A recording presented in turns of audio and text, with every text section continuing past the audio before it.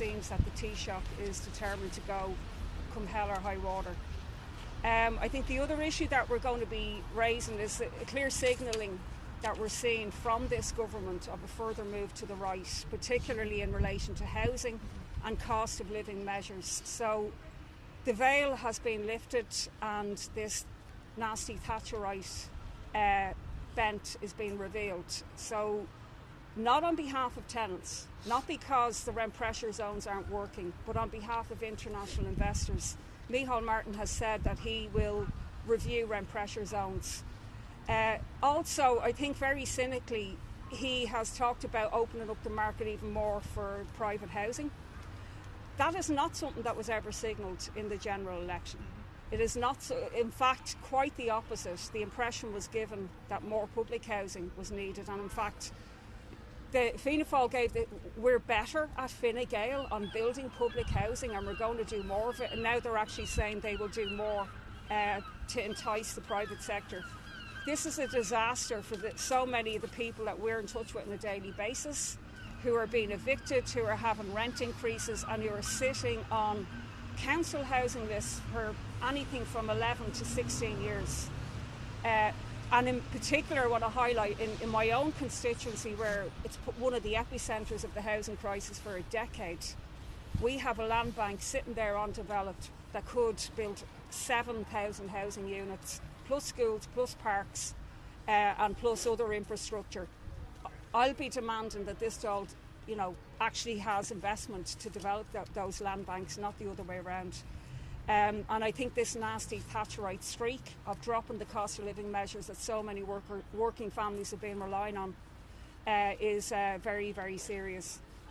The last issue I'll just mention is I think Fine Gael have questions to answer about why they selected a senator to run in 2 elections, despite being found to have carried out misconduct, sexual misconduct, at a Fine Gael or at an event, and why they reappointed him. They certainly waxed lyrical and used the very serious issue of gender-based violence against other political parties, but I want to find out what the safeguarding policies of all these parties are. It's very unusual to have a fine system of 10,000 against somebody. And I would also like to hear what they're going to do now on this serious issue of the epidemic of gender-based violence, rather than just using it as a point-scoring issue. And if Gael said they didn't reappoint him, that the last time he was elected here 2 weeks ago, he was actually nominated by an outside body and there was nothing that they could actually do about it. Do you think that argument holds water? It doesn't hold any water. He's a Fine Gael member, he's a Fine Gael senator, he speaks on behalf of the government in political debates in the media. Many, many times he's a regular feature on panels, on TV shows on behalf of the government. It doesn't hold any water at all. I'd like to hear more about their safeguarding policies, and I think journalists should be asking questions about that. Can I ask you about the tweet I saw you commenting on that case with the Guardian Wicklow and the character references and the superintendent? Do you want to expand a bit on your concerns there? Yeah, and I'm going to be raising it in promised legislation today. So how come we can have a situation where a Gardaí who on the job sexually assaults a woman, falsely imprisons her? Remember that charge was used in Jobestown, for example, with a life imprisonment sentence. While he's on the job, while she's come to the station for help, his wife can testify in the court on his behalf, and 35 references can be written to say what a great person he is, including one from a superintendent. How you could argue he's a great Gardaí when he clearly broke every single rule in relation to safeguarding and committing crime. So I think one thing is clear. First of all, the new act wasn't enacted in that case, whereby every single person who writes character reference is meant to be cross-examined. That didn't happen. I'd like to know why. But also, these should be eliminated completely in all cases of gender-based and sexual violence. They're used as a way of undermining the complainant and, making out the defendant to be a great person, and they're used in a misogynistic way as well. That the Garda Commissioner should make some sort of rule that members of the force should not be involved in any sort of court case and references when it involves a member of the force? Well, Well, there was an outcry in Natasha O'Brien's case when, somebody who was higher up made a statement on behalf of that soldier. So why are the Gardaí doing it? And how many of the other references were from Gardaí as well, or who were they from? It's an absolute outrage, and it's been greeted in a very just cynical way by women and by others. We're already having the whole issue of counselling notes in court, and now we're having character references being used against victims as well. This question for Paul or Richard, maybe. Former Junior Sports Minister Brendan Griffin today announced that he had joined Hanover Communications as a senior public affairs consultant. Do you think any TD who leaves Leinster House should be allowed unfettered access to the complex? Should they be allowed to become lobbyists and walk in and out of here without declaring it? No. So I think there is a very, very big problem whereby people who are TDs or senators can lose their seat or not stand for re-election, go through a revolving door and reinvent themselves as lobbyists for corporations, for developers, for data centres or something else.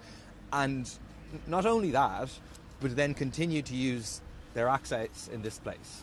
So they can drive through that front door, they can go for lunch in the canteen, they can go for lunch in the members' restaurant, they can go into the members' bar, and they can effectively use the access that they have as a result of their formerly elected position to engage in corporate lobbying. I think once there needs to be a proper cool-off period between the time of people being TDs and people being lobbyists, and that needs to be enforced.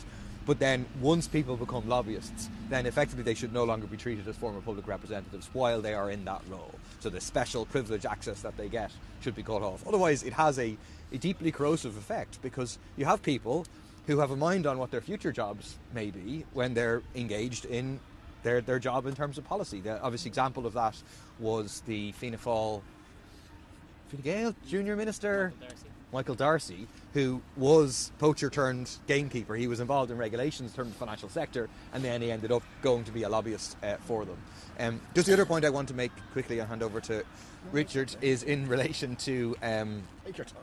Thank you, Richard. How long you just got?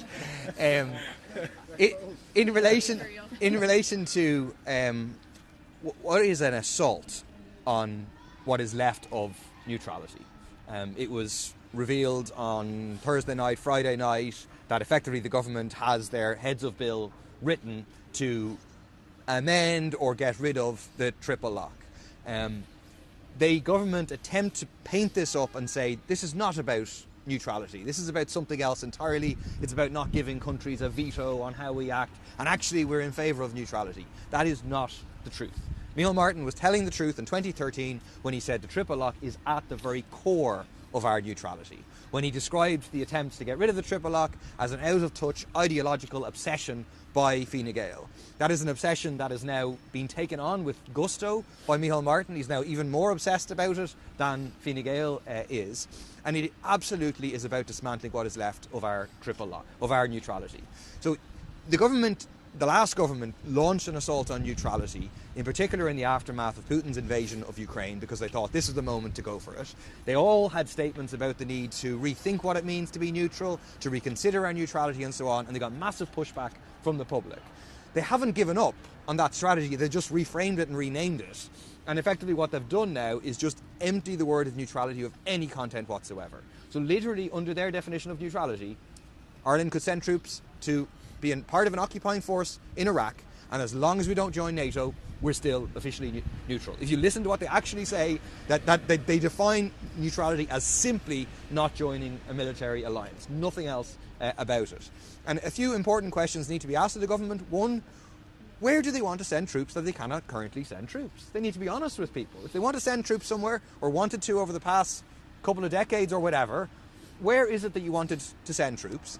Secondly, they need to be challenged on this false assertion that this is about giving that currently the Security Council powers have a veto over our deployment of foreign troops. That is not true. I mean, it was a Fianna Fáil government, I think, in 2006 that brought in the Defence Amendment Act, which explicitly changed, which used the example that they now use of Macedonia, and changed the triple lock, changed the third element of it to say that it wasn't just the Security Council, it was also a resolution of the UN General Assembly.